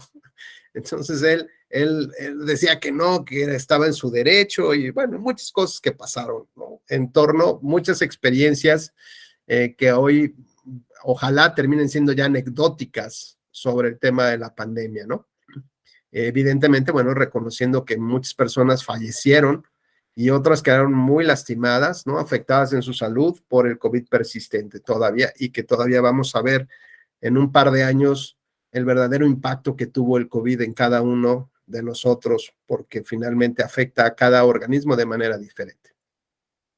Bueno, pues estas formas de comunicarnos, decimos que con la revolución tecnológica de la información, pues era necesario cambiar a, digamos, a un espectador diferente, ¿no? A un receptor de la información diferente y particularmente los jóvenes. Digamos, los medios tradicionales, como decíamos, siguen muy segmentados a personas que van de los 50 años en adelante. La radio y la televisión van por ahí. Hoy muchos digamos, yo por ejemplo ya no compro el periódico, ¿no? Antes desayunaba, por ejemplo, un sabadito con mi juguito de naranja y chilaquilito con huevo y toda la cosa, y con el periódico, ¿no? Leyendo toda la información, las editoriales. Y hoy no, hoy desayuno con el Twitter. Entonces, hoy me informo con el Twitter. ¿De quiénes me informo? Preguntarán ustedes. Pues la verdad es que tengo como que algunos consentidos de cierto tipo de información que me gusta, otros que ya me chocaron, ¿no? En este momento ya como que digo, ya no es lo que busco de la objetividad. Ahí luego les pasaré yo, por ejemplo, algunos de los que todavía considero buena información. Por ejemplo, algunos profesores del TEC de Monterrey, ¿no? Que digamos que se han encargado como de esto de difundir los temas del Tratado de Libre Comercio. Por ejemplo, sigo una periodista que se llama Lila Beth, que está ahora en la Casa Blanca.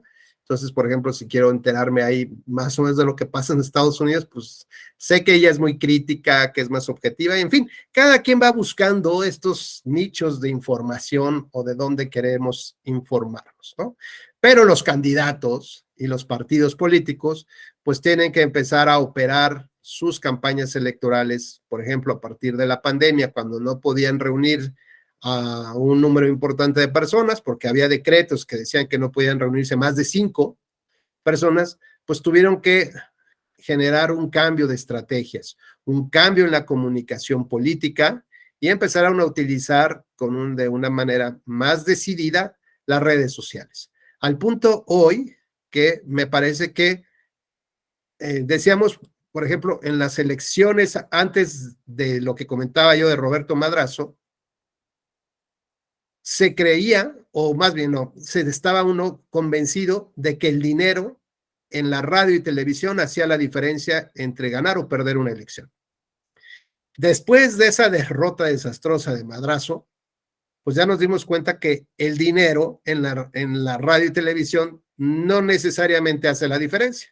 Sí es importante, pero no necesariamente hace la diferencia, ¿no? Entonces, digamos, fue como un parteaguas ahí. Y después entonces avanzamos al punto de las plataformas digitales. Entre las públicas y las privadas, por ejemplo, tengo en un evento al que asistí en Washington sobre comunicación política, la asesora de Donald Trump, todavía siendo presidente de Estados Unidos, decía que un gran éxito que tuvieron en la información fue utilizar una plataforma digital olvidada ya por muchos, que es el SMS, ¿no? El mensajito. Y pues ya prácticamente nadie manda un mensaje por esa plataforma digital, ¿no? Mandas un chat en el WhatsApp o en otra cosa, pero no ocupas un SMS para mandar un mensaje. Más bien te lo manda el banco, te lo manda alguien que utiliza, pero no para una campaña. Y entonces decía que lo relevante de esto y la estrategia que establecieron y que les dio muchísimo éxito, pero muchísimo, o sea, nunca pensaron realmente, no tenían medido el éxito que iban a tener de hacer campaña a través de este sistema de mensajería.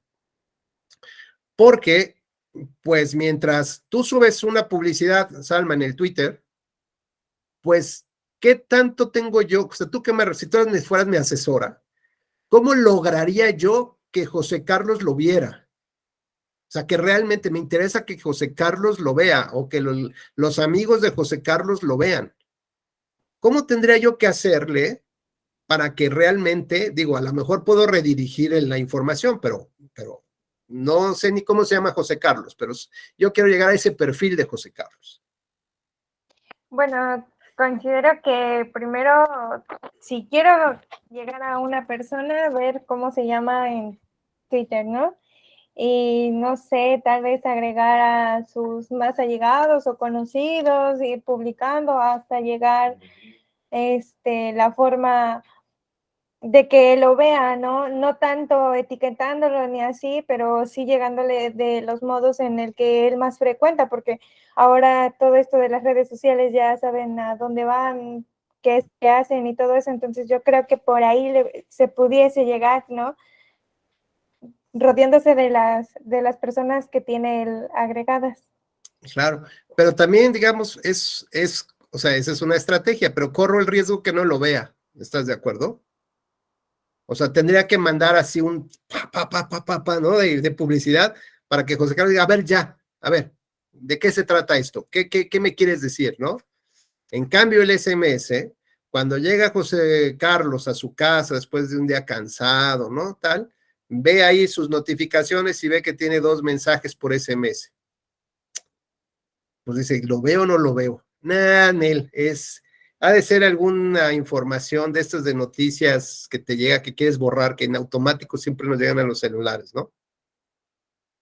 Pero igual le da curiosidad y el mensaje sigue ahí al día siguiente. Y sigue al día siguiente, y al día siguiente, y al día siguiente, hasta que llega el sábado o el domingo, y entonces dice, ay, que no tengo nada que hacer, voy a borrar, ¿no? Voy a borrar fotos, voy a quitar cosas que ni veo, y abre el SMS. Y entonces aparece, estimado José Carlos, ¿no? Como bien sabes, voy a estar en tu ciudad el próximo tal día, ¿no? Me encantaría que me acompañes a mi evento. Como es un evento privado y el aforo es muy pequeño, pues tomando en consideración tu perfil y todo lo que has hecho en tu comunidad, considero que para mí es muy relevante que me puedas acompañar, ¿no? Pero te pido de favor que para garantizar tu espacio, te pongas al contacto, ¿no? Inmediatamente mandes un mensaje al 800 si quiero asistir contigo, ¿no? Al 01800 sí voy a tu evento. Entonces, José Carlos, bueno, pues, caray, ¿no? Van a ir poquitos. Viene el candidato a presidente de la República, me manda un mensaje a mí, pues le pongo 01800, ahí te caigo, ¿no? Y entonces, bueno, pues ya, por favor, no se te olvide, te vamos a mandar la invitación y a la vuelta del 01800, te caigo, ya le venía la invitación, el pase reservado con su nombre, ¿no? José Carlos decía, no, bueno, o sea, ¿cómo se enteró? O sea, qué bueno, ya, sí existo para el futuro presidente, ¿no? Se siente hasta bueno, se va de traje al evento, ¿no?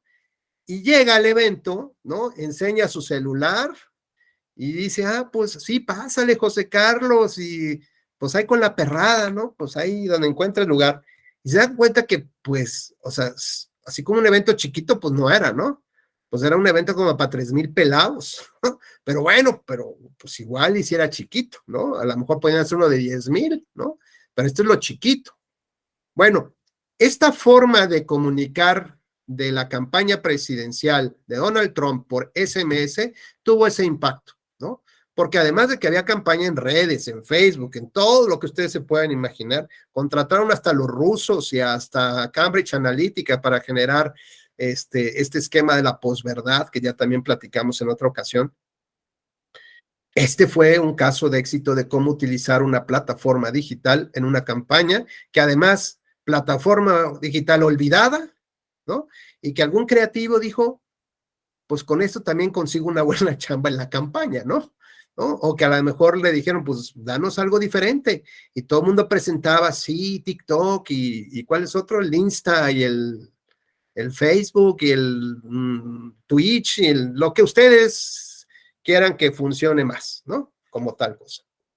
Bueno, pues digamos, esta creatividad utilizando una plataforma digital tuvo un impacto muy importante, por lo menos, no sé bien seguramente, bueno, en las votaciones, pero por lo menos en el número de asistentes que acudía a los eventos de Trump.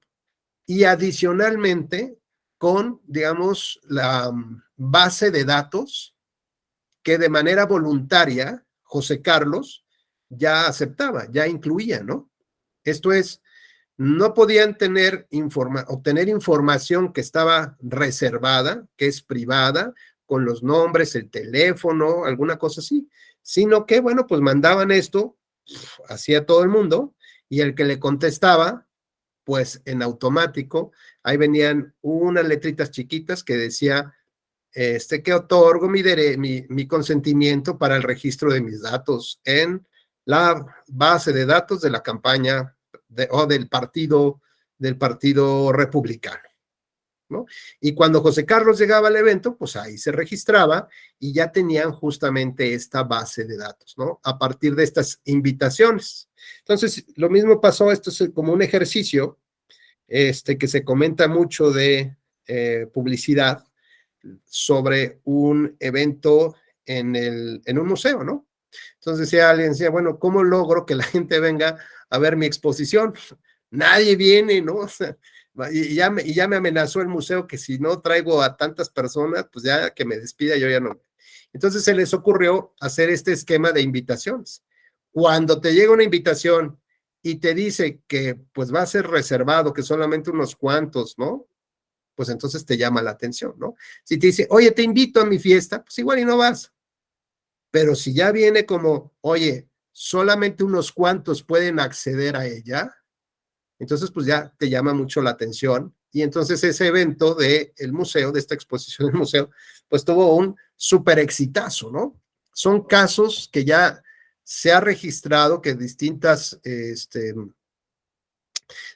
marcas de publicidad pues utilizan justamente para allegarse de más personas a sus bases de datos, ¿no? Principalmente. Bueno, platicábamos también cómo se han ido descubriendo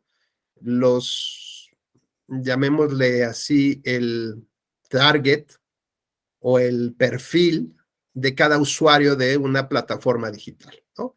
Entonces yo justamente hace rato pues me identifiqué con Facebook, con mis amigos de la preparatoria, ¿no? Pues de esos ya que están rondando ya entre los 50 y los 55 años, como yo, pero pues entonces significa que ese grupo principalmente, para mí, son los que siguen manejando Facebook. No sé si manejan otras redes.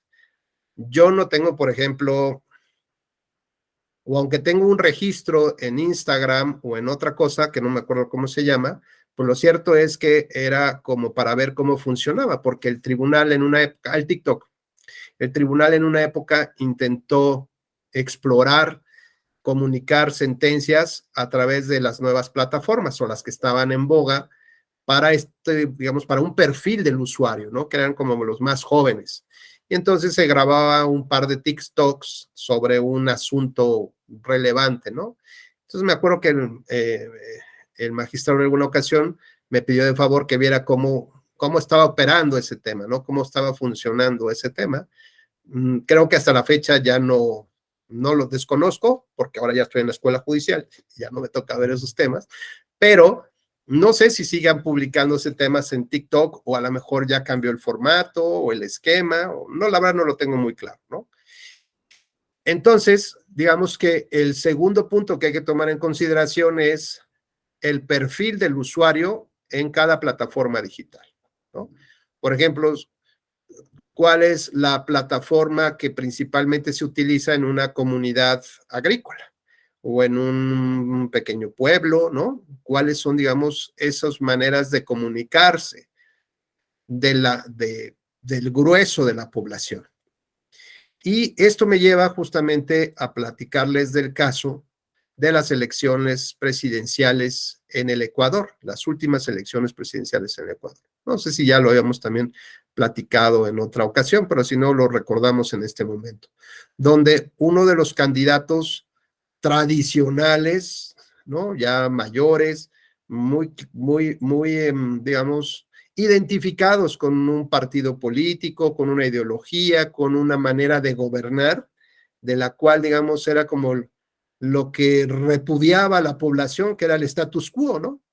Es decir, cómo quienes llegaron al poder y se mantienen en el poder. Y ese candidato representaba eso como tal, aunque ya no estuviera en ese partido, pero representaba eso, porque estaba muy identificado con ese status quo.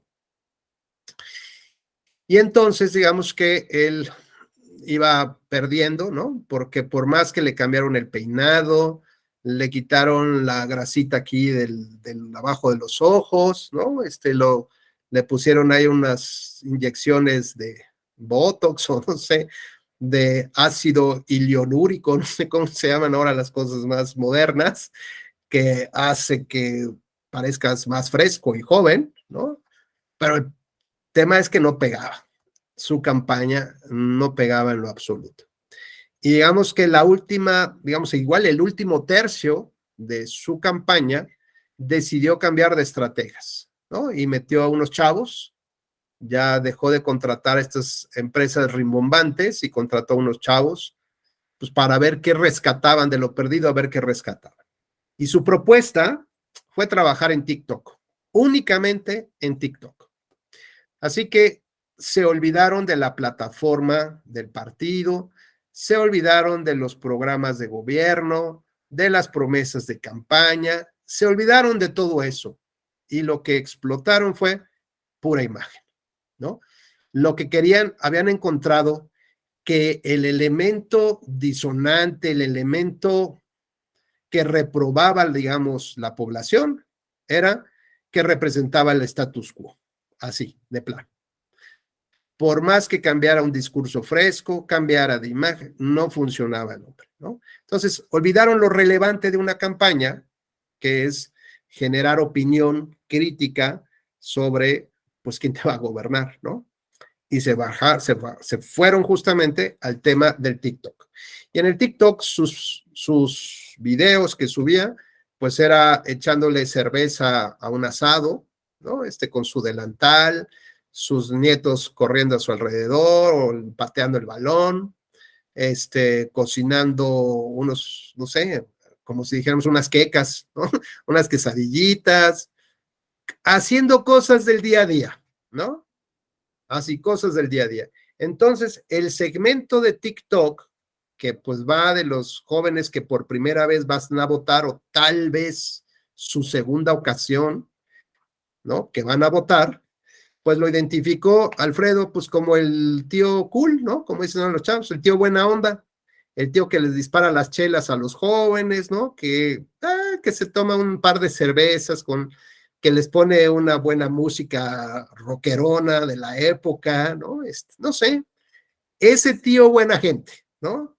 Pero que además, pues tiene influencia, que además conoce, que es experto, que le entiende a la política, ¿no? Y subió su rating, su publicidad, digamos, subió de una manera impresionante, impresionante. Ahí veíamos las estadísticas de cómo los focus group y cómo las encuestas empezaban a mostrar que este colega iba para arriba. Y de ir en el último lugar, como en quinto o sexto lugar de los candidatos, llegó a estar en tercer lugar. En las elecciones en el Ecuador, llegó a quedar en tercer lugar. Decía que si les hubieran, como todos, ¿no? Decía, si me hubieran dado una semana más, 10 días más, ¿no? Logramos meternos al segundo lugar. Pero pues la verdad es que cómo iba funcionando la campaña, iba de maravilla. O decían, si lo hubiéramos empezado un poquito antes, pues igual y jala también. Lo cierto es que no le permitió entrar a la segunda vuelta, porque solamente recuerdan que entre el primero y segundo lugar, pero fue un factor muy importante de negociación para cualquiera de los dos candidatos que necesitaba ganar la segunda vuelta electoral, ¿no? Sumar a este tercer lugar representaba pues el triunfo o la derrota prácticamente, ¿no? Así que bueno, pues él se fue con el que hoy es presidente del Ecuador, y bueno, pues sus bonos subieron como la espuma. Y además, pues ya saben, yo creo que le convino más perder, quedar en tercer lugar, que ser el presidente, ¿no? O sea, creo que tiene más beneficios y más cosas que negociar y posibilidades de hacer. Además, yo creo que tiene una vida más tranquila. No lo sé. El asunto es que como explorando otro tipo de plataformas, pues se logra comunicar también, pero al mismo tiempo se abandona el discurso político, ¿no?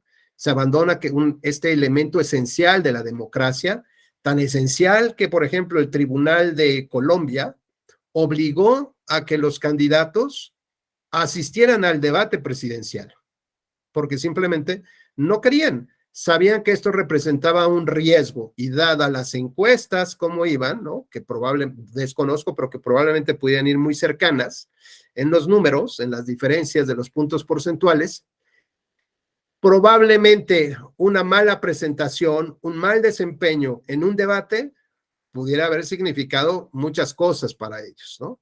Entonces decidieron, mejor no participamos en el debate.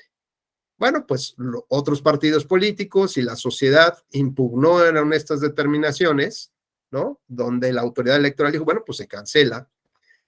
Y el asunto es que llega al tribunal y el tribunal establece que es un derecho fundamental de las personas, pues saber de qué van las candidaturas, ¿no? Saber qué están proponiendo para gobernar. Así que bueno, vean cómo una red social como TikTok, pues justamente nos aleja de esto. Y pudiera ser que la comunicación política poco a poco se vaya alejando de la esencia de la democracia, del debate de las ideas, del debate con argumentos y la posibilidad de construir para que la gente tenga pues una opinión bien informada de quiénes van a ser sus autoridades. ¿Qué nos comentabas, Genis? ¿De qué? San Luis, así como que alcancé a ver medio de reojo. Comentaba que, así como el tema de las redes sociales que comentó, hubo un candidato ahí en San Luis, estuve allá en campaña, de hecho, este, y hubo un candidato precisamente que se llama el Tecmol, que subía un montón de videos siendo pura tontería, y definitivamente pues olvidó el discurso político y se fue como para pues autopromocionarse y pues, tratar de ahí como de ser como el disruptor, ¿no? De la forma en que comunicaba políticamente pues su campaña. Pero al final de cuentas, pues no tuvo éxito. Él terminó ganando el Pollo Gallardo, ¿no? Ganó Okay. más el dinero que, que una propuesta política seria. Bueno, por ejemplo, también hemos visto candidatos que son como influencers, ¿no? Y que pues tienen millones, según esto, millones y millones de seguidores, pero pues no necesariamente los tienen en ese lugar donde la gente va a votar, ¿no? Entonces, como dices, en San Luis, bueno, pues a lo mejor yo estoy en San Luis, me voy a participar por una elección en San Luis, pero todos mis seguidores pues están en Quintana Roo, o están o a lo mejor compré muchos seguidores también, porque luego esto pasa, ¿no? Que puedes comprar como la base de seguidores, alguien dice, lo veo ahí como subastas en las redes, voy a vender ¿cómo se dice? Mi dominio, mi arroba, no sé, bueno, el dominio es en lo correo electrónico, pero no sé ahora cómo se llama, como pues mi nombre, no lo sé, pero lo vendo con todo y la base de mis seguidores, ¿no? Y hay otros que ponen, domingo de te sigo y me sigues. ¿No? Y cosas de ese tipo, y sabe Dios quién te va a seguir al final, ¿no? Y a lo mejor nada más por tener ahí como que un número importante de decir, sí, ya hay muchos a los que llego, ¿no? Pero cuando pones algún comentario, pues dices, nadie me sigue, nadie retuitea, no pasa nada, ¿no? Creo que le llaman como estas estructuras orgánicas, ¿no? Que realmente se van construyendo del día a día a partir de opiniones, a partir de que, pues también uno sube comentarios, ¿no? Porque luego a veces nada más nos da, insisto, solo hablo como usuario del Twitter, pues muchas veces de pronto no tengo tiempo y nada más retuiteo, ¿no? Y pero digo, bueno, ¿yo qué estoy aportando a mi comunidad, ¿no? A las personas que me siguen y que pues por alguna razón me siguen, ¿no? Y yo siempre ando promocionando que me sigan en las redes sociales y luego a veces no me da tiempo de subir nada, algún comentario, alguna cosa así. Y dije, no, bueno, pues sí, hay que darse también un poquito de tiempo. Hasta aquí vamos a dejar nuestra plática del día de hoy. La del día de mañana, vamos a hablar, por ejemplo, de cómo utilizar las plataformas digitales con los nuevos partidos políticos, ¿no? Tuvimos un aspirante a ser partido político y uno que sí se constituyó como el de redes sociales progresistas, ¿no? Entonces digo, más allá del nombre, a mí lo que me interesa ver es qué tanto hoy las redes o las plataformas digitales servirían para iniciar un partido político justamente utilizando las redes sociales o las plataformas. ¿Les parece bien? Y ya, digamos, esa sería la primera parte. Y la segunda ya nos vamos vamos a platicar casos concretos de valoración probatoria de evidencias que se obtienen de justamente estas plataformas o de redes. ¿Vale? Muy bien. Bueno, pues nos vemos el día de mañana. Que pasen muy bonita noche. Hasta luego. Gracias.